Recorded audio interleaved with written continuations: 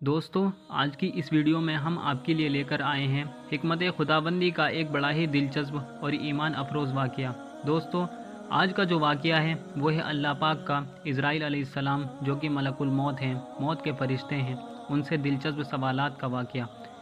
दोस्तों, जब अल्लाह पाक ने मौत के फ़रिश्ते से पूछा कि क्या कभी किसी इंसान की रूह कब्ज़ करते वक्त तुमको रहम आया है, तो दोस्तों इस पर मौत के फ़रिश्ते हज़रत मलकुल मौत अलैहिस्सलाम ने अल्लाह से क्या फ़रमाया। उनका जवाब सुनकर आप भी हैरान रह जाओगे और इसके साथ साथ हम आपको अच्छी मौत की 5 निशानियां भी बताने वाले हैं, जिससे ये पता लग जाएगा कि अच्छी मौत आई है।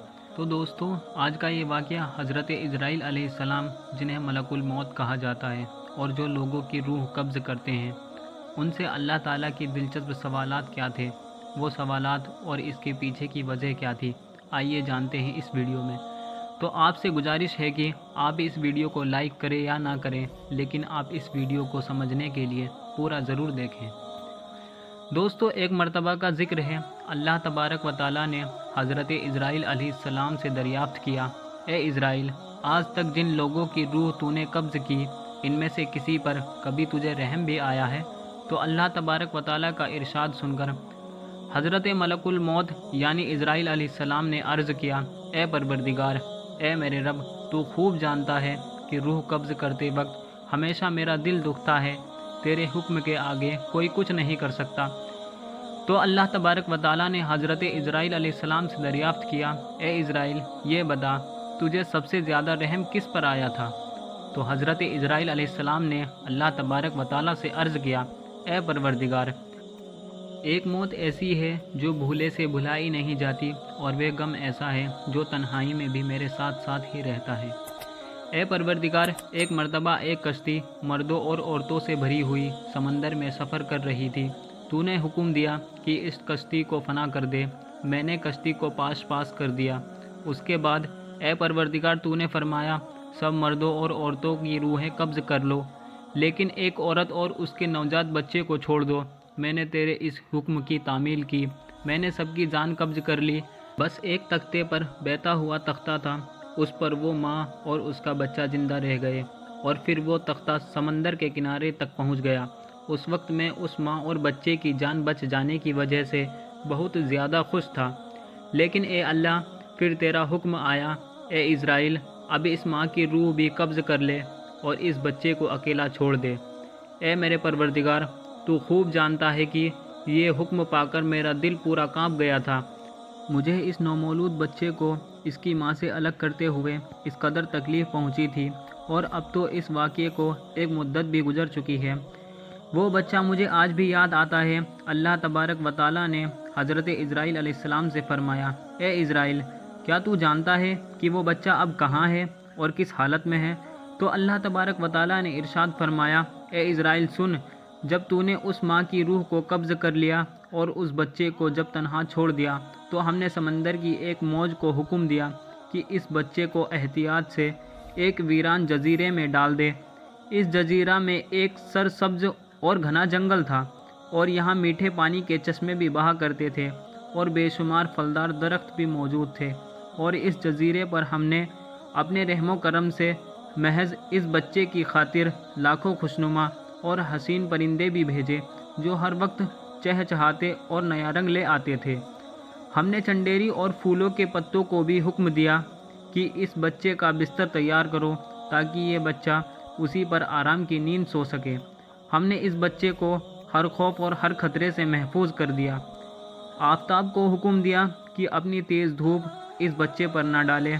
हवा को फरमाया कि इस बच्चे पर आहिस्ता आहिस्ता चल। बादलों को हुक्म दिया कि इस पर मीना बरसाना और बिजलियों को हुक्म दिया कि खबरदार, इस बच्चे को अपनी तेज़ी दिखाकर मत डराना। इन्हीं दिनों जंगल में गडरियों की माँ ने बच्चे जने थे।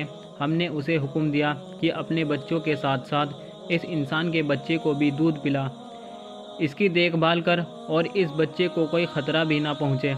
ए इज़राइल, उसने भी हमारे हुक्म की तामील की, यहाँ तक कि वो तन्हा बेयारो मददगार बच्चा परवरिश पाकर खूब सेहतमंद और काबिल हो गया और हमने इस बच्चे के पाँव में कांटा भी ना चुभने दिया। दुनिया जहाँ की नेमतें हमने इस बच्चे को अता कर दी और वो इनका शुक्र भी अदा करता था। اور اب اے ملک الموت تو جانتا ہے کہ وہ بچہ کہاں ہے اور کیا کر رہا ہے۔ تو حضرت عزرائیل علیہ السلام نے سجدہ کرتے ہوئے عرض کیا، اے میرے پروردگار، تجھ ہی کو سارا علم ہے، تو ہی بہتر جانتا ہے۔ تو اللہ تبارک و تعالیٰ نے ارشاد فرمایا، اے عزرائیل، وہ بچہ شداد بن گیا ہے اور اسی نے خدائی کا دعویٰ بھی کیا ہے اور دنیا میں جنت بنانے کا دعویٰ بھی کیا ہے، اور اب خدائی کا دعویٰ کر کے ان لوگوں کو میری جانب سے ہٹانے کی کوشش کر رہا ہے، اور یہ لوگوں پر تشدد بھی کرتا ہے۔ جاؤ، یہ اس کی بنائی گئی جنت میں جب داخل ہو تو اس کے دروازے پر ہی اس کی روح کو قبض کر لینا، یہ اندر بھی نہ جانے پائے۔ اور دوستو، اللہ تبارک و تعالیٰ کے حکم کو کون ٹال سکتا ہے؟ اس کی مرضی کے بغیر پتہ تک نہیں ہلتا، تو پھر شداد کیا چیز ہے؟ اللہ تبارک و تعالیٰ کے حکم کے مطابق حضرت عزرائیل علیہ السلام یعنی کہ ملک الموت نے اس کی روح کو اس کی بنائی کردہ جنت کے دروازے میں ہی قبض کر لیا۔ جو شداد خدائی کا دعویٰ کرتا تھا، جو جنت بنانے کا دعویٰ کرتا تھا، جو معاذ اللہ یہ کہتا تھا کہ میں اس جنت سے اچھی جنت بنا کر دکھاؤں گا، اسی کو اللہ تبارک و تعالیٰ نے اس کی بنائی ہوئی جنت میں داخل نہ ہونے دیا، کیونکہ جو بندہ اللہ تبارک و تعالیٰ کا نافرمان ہوتا ہے اور خدائی دعوے کرتا ہے، اللہ تبارک و تعالیٰ اس کو غارت کر دیتا ہے، چاہے وہ نمرود ہو، چاہے وہ فرعون ہو، چاہے وہ شداد ہو۔ اللہ تبارک و تعالیٰ کے یہاں سب کا انصاف ہونا ہے۔ ایک مرتبہ ملک الموت حضرت عزرائیل علیہ السلام اللہ کے پیغمبر حضرت یعقوب علیہ السلام کے پاس پہنچے۔ ملک الموت کو دیکھ کر حضرت یعقوب علیہ السلام پوچھتے ہیں کہ کیا آپ میری روح قبض کرنے کے لیے آئے ہو یا پھر مجھ سے ملاقات کرنے کے لیے آئے ہو؟ یہ سن کر ملک الموت نے عرض کیا، اے اللہ کے پیغمبر حضرت یعقوب علیہ السلام، میں آپ کی روح قبض کرنے کے لیے نہیں آیا ہوں، بلکہ میں تو آپ سے صرف ملاقات کرنے کے لیے آیا ہوں۔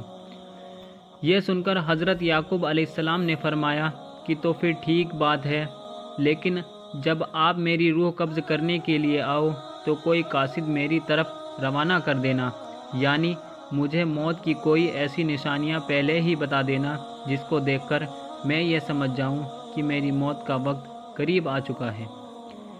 یہ سن کر ملک الموت نے کہا، اللہ کے پیغمبر، ٹھیک ہے، میں جب آپ کی روح قبض کرنے کے لیے آؤں گا تو اس سے پہلے میں 2 یا 3 قاصد آپ کے پاس بھیج دوں گا جو آپ کو یہ بتا دیں گے کہ آپ کی موت کا وقت قریب آ چکا ہے۔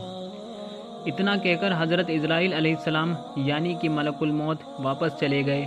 دوستو، اس کے بعد دھیرے دھیرے وقت گزرتا چلا گیا، اور پھر ایک وقت ایسا آیا جب ملک الموت حضرت یعقوب علیہ السلام کی روح قبض کرنے کے لیے حاضر ہوئے۔ تو یہ سن کر حضرت یعقوب علیہ السلام نے فرمایا، اے ملک الموت، آپ نے تو مجھ سے کہا تھا کہ میں تمہارے پاس جب بھی آؤں گا تو اس سے پہلے میں اپنے قاصد آپ کے پاس بھیجوں گا، یعنی کہ ایسی کچھ نشانیاں آپ کو دکھلاؤں گا جس کو دیکھ کر میں سمجھ جاؤں گا کہ میری موت کا وقت قریب آ گیا ہے، لیکن یہاں تو آپ اچانک آ گئے ہو۔ یہ سن کر ملک الموت نے کہا، اے اللہ کے پیغمبر، میں نے تو آپ کی طرف 1 نہیں بلکہ 3 قاصد بھیجے تھے، بس آپ سمجھ ہی نہیں پائے۔ یہ سن کر حضرت یعقوب علیہ السلام نے فرمایا کہ آپ نے کون سے 3 قاصد بھیجے تھے؟ اس پر ملک الموت نے فرمایا، اے اللہ کے پیغمبر، میرا پہلا قاصد تو یہ تھا کہ آپ کی داڑھی اور سر کے جو سیاہ بال ہیں وہ سفید ہونے لگیں گے۔ میرا دوسرا قاصد یہ تھا کہ آپ کے جسم میں جو طاقت اور تازگی ہے وہ ختم ہونے لگے گی اور آپ کے جسم میں کمزوری آنے لگے گی۔ اور میرا تیسرا قاصد یہ تھا کہ آپ کی کمر جو بالکل سیدھی تھی وہ آہستہ آہستہ جھکنے لگے گی۔ یہ 3 قاصد میں نے آپ کے پاس میں بھیجے ہوئے تھے۔ یہ 3 نشانیاں ہم نے آپ کو دکھائی تھی، مگر آپ ان کو دیکھ کر سمجھے ہی نہیں۔ پھر ملک الموت نے فرمایا، اے اللہ کے پیغمبر، ہر مرنے والے کے پاس میں تقریباً میرے 3 قاصد ضرور آتے ہیں۔ یہ 3 نشانیاں مرنے والے کو ضرور دکھتی ہیں، لیکن لوگ ان کو دیکھ کر بھی نہیں سمجھتے ہیں، وہ دنیاوی خواہشات کے پیچھے بھاگتے رہتے ہیں۔ دوستو، جس مرنے والے انسان میں آپ یہ 5 نشانیاں دیکھو تو آپ فوراً سمجھ جائیے کہ اس کو بہت اچھی اور نیک موت آئی ہے۔ تو وہ نشانیاں کون سی ہیں؟ آئیے دیکھتے ہیں۔ نمبر 1، دوستو، اچھی موت کی پہلی نشانی تو یہ ہے کہ جس انسان کو موت کے وقت اللہ تعالیٰ کلمہ نصیب کر دے تو سمجھ جائیے کہ ایسے انسان کو بہت اچھی اور نیک موت آئی ہے۔ نمبر 2، اچھی موت کی دوسری نشانی یہ ہے کہ جس انسان کی پیشانی پر موت کے وقت پسینہ آ جائے تو اس کو دیکھ کر بھی آپ سمجھ جائیے کہ ایسے انسان کو بھی بہت اچھی موت آئی ہے۔ نمبر 3، اچھی موت کی تیسری نشانی یہ ہے کہ جس شخص کو جمعے کے دن یا پھر جمعے کی رات کو موت آئے تو ایسی موت کو دیکھ کر بھی آپ فوراً سمجھ جائیے کہ ایسے انسان کو بہت اچھی موت آئی ہے۔ نمبر 4، جس انسان کو دین کی خدمت کرتے ہوئے موت آ جائے تو ایسے انسان کو دیکھ کر بھی آپ لوگ سمجھ جائیے کہ اللہ نے اس کو بہت اچھی موت عطا فرمائی ہے۔ نمبر 5، جس انسان کو مرنے سے پہلے اللہ تبارک و تعالیٰ خوشخبری دیتا ہے تو ایسے انسان کے دل سے موت کا خوف دور ہو جاتا ہے اور وہ خوشی خوشی عبادت اور ذکر الہی میں مشغول ہو جاتا ہے۔ آخر میں اللہ تبارک و تعالیٰ سے یہی دعا ہے کہ اللہ ہم سب کو رسول پاک صلی اللہ علیہ وسلم کے نیک راہ پر چلنے کی توفیق عطا فرمائے اور اللہ کا نیک بندہ بننے کی توفیق عطا فرمائے، آمین ثم آمین۔ دوستو، ویڈیو کو لائک کریں اور چینل کو سبسکرائب کریں اور اس ویڈیو کو زیادہ سے زیادہ شیئر کریں اور کمنٹ باکس میں آمین ضرور لکھیں۔ ہم ملتے ہیں پھر ایک نئی ویڈیو کے ساتھ، تب تک کے لیے السلام علیکم۔